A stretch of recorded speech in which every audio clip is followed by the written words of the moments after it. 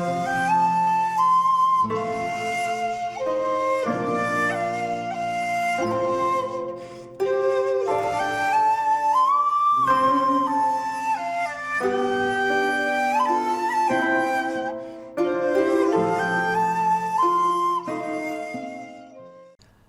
there, this is Soldier Ronan from Soldier Ronan Films, and welcome to another random review. Today's random review is Flesh and Bone from 1993. I probably will call it Flesh and Blood at some point. This was written and directed by Steve Kloves. This is the imprint Blu-ray released. It's by number 128. And this is from the After Dark neo-noir cinema box set, which I showed off on my Neglected Gems video about One False Move by Carl Franklin. You can go check that out. Strangely enough, this could be in the Neglected Gems list as well. This is a wonderful little film that was pretty much ignored when it came out. Steve Kloves is kind of interesting. He had a huge success with the Fabulous Baker Boys, a film that I've never actually seen, believe it or not. And then he made this, and 4 years later, and it completely bombed and just passed everybody by.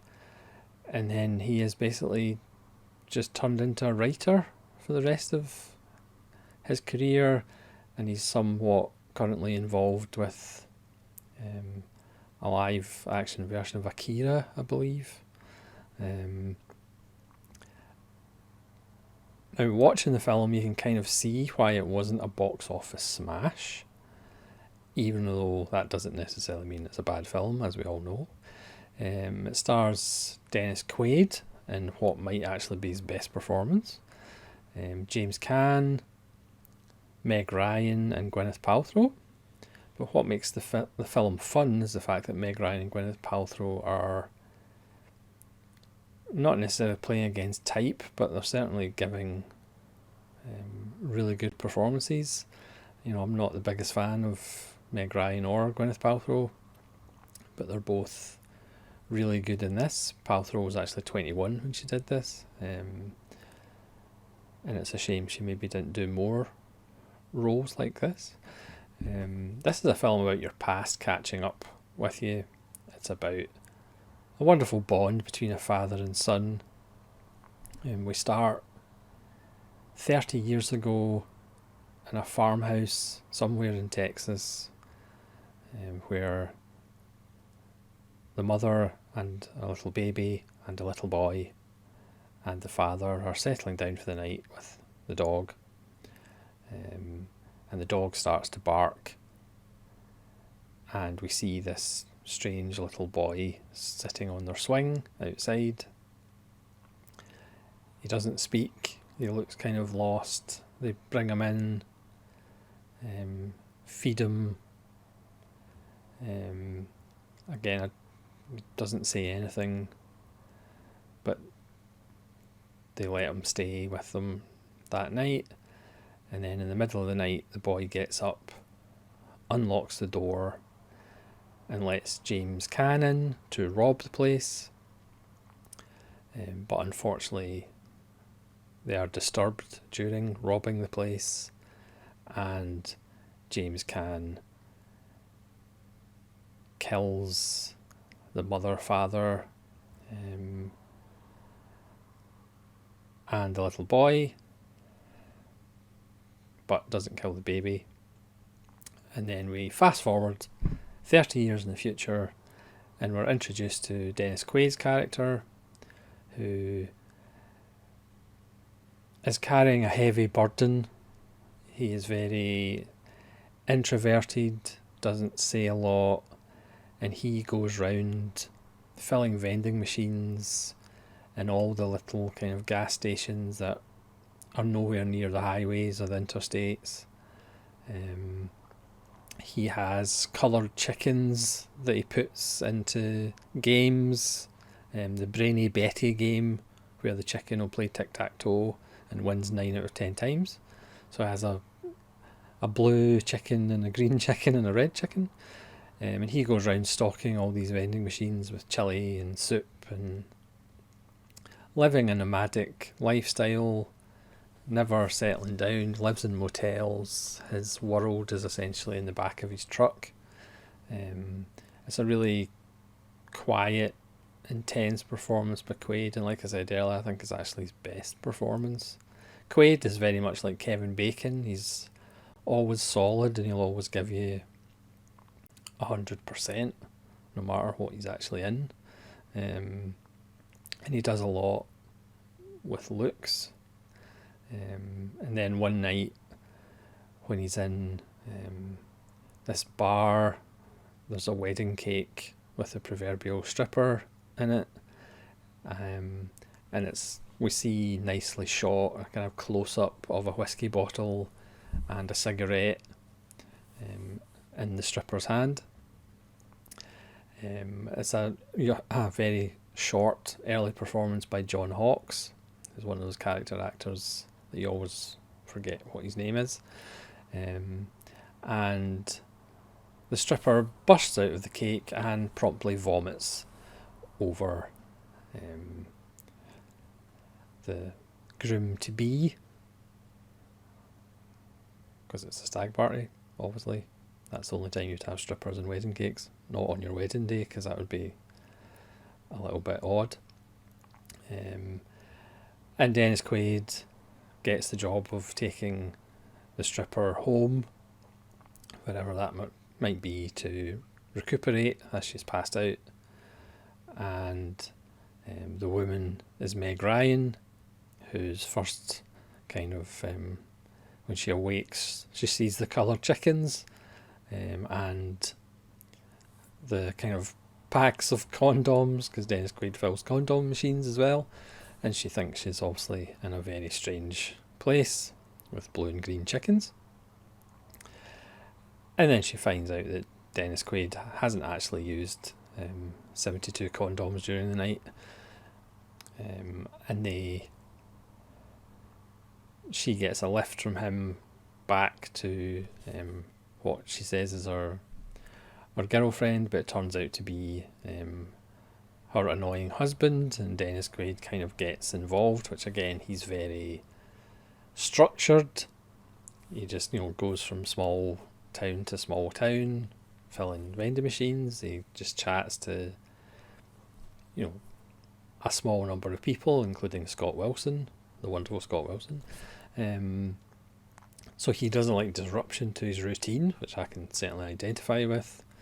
And he kind of gets involved in these crazy shenanigans with Meg Ryan. And this is just the start of the film, because this is a film that's actually written about characters. So again, you can kind of understand why a modern audience might think it's slow, or certainly the audience at the time just didn't like it at all, because it actually lets you spend time with these characters, and you actually grow to like these characters, and you actually want to spend time with these characters. So it's not actually that difficult to write characters that you're actually interested in and you actually want to follow.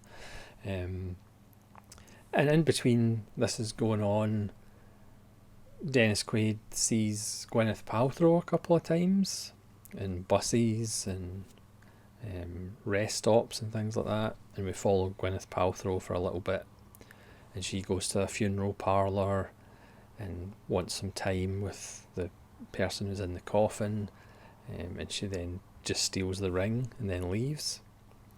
So we kind of get the idea that she's just this kind of thief that is just drifting around as well. But then the story just leaves her for a period, and obviously this time she was 21, so she wasn't the star that she would become. And again, the story just leaves her, and we follow Dennis Quaid and Meg Ryan for a little bit more, until we get to one night. They're in a motel as Meg Ryan decides to tag along after an altercation with her husband, who has the biggest hair this side of Takashi Miike's Dead or Alive. And it's a rainy night. because again, Dennis Quaid's character says a storm's coming. Always like films where a character says a storm's coming. And obviously a storm comes in the shape of Gwyneth Paltrow, who knocks on the door and says she's having car trouble.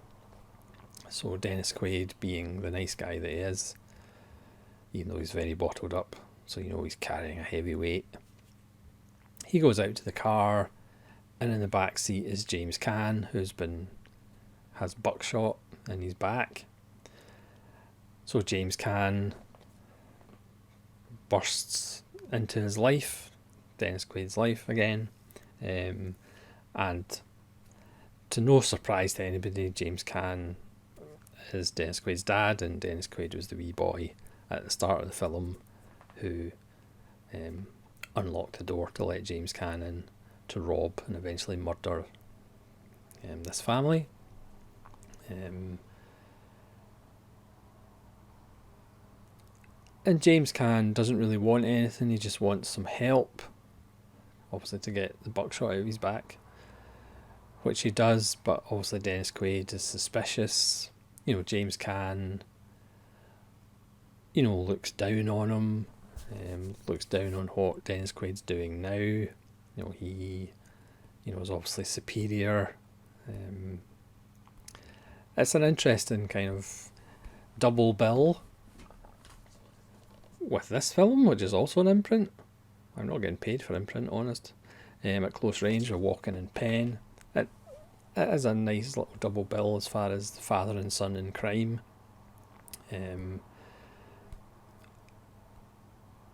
So Dennis Quaid obviously thinks that James Caan wants something, but he doesn't really until Gwyneth Paltrow notices a picture in Meg Ryan's bag of an old farmhouse.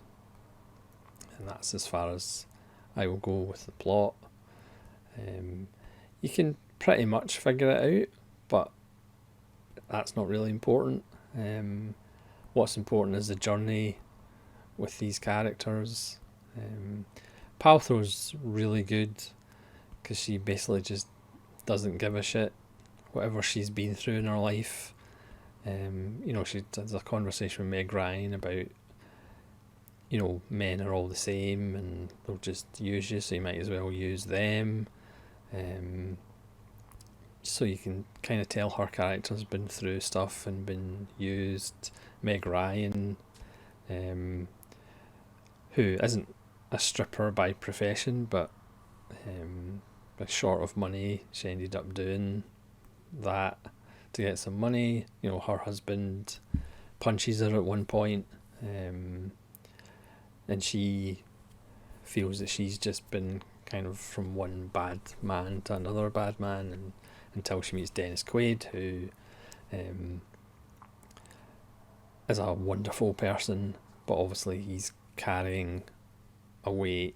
He doesn't talk much, he's very internalised. You actually want it to work out for both of them. I mean, most of the time when I watch a film, I generally want things not to work out for people, but in this one you do actually want Meg Ryan and Dennis Quaid for everything to be all right. But obviously this is neo-noir / western, so it might not necessarily end the way you want it to end, but it ends in a proper true sense. What I would say is that for me, the weak link in the film, well, not really a weak link, but the weakest link in the film for me is actually James Caan. Again, I'm not going to compare James Caan to Christopher Walken, because, you can't. Walken is in a completely different stratosphere to James Caan as far as I'm concerned. But I like James Caan. Love The Gambler. Another imprint release. I'm not getting paid by imprint, honest. Now obviously James Caan is playing a character who's pretty much psychotic, but he does do a lot of tics and kind of, I think he does a little bit too much. There is a scene though when he talks about the farmhouse that's absolutely brilliantly played by him, but I think it kind of does a little bit too much to exude kind of menace. But again, he's not bad in the film, but I just think he could have dialed it back slightly. But like I say, he's still good in the film. Everybody else is absolutely fantastic. It does have a sense of kind of time and place, a time that's kind of been forgotten about by the interstate, by big roads, and this is communities that are kind of left behind.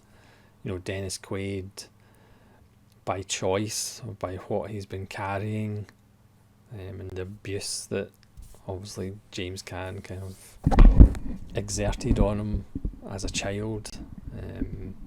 He's kind of purposefully done this job where he just wanders about and sleeps in motels and doesn't have any ties and doesn't get close to people, because he feels that guilt, even though let's be honest, he didn't really have much choice in what he was doing when he was a boy under, I mean, James Caan was his father, you know.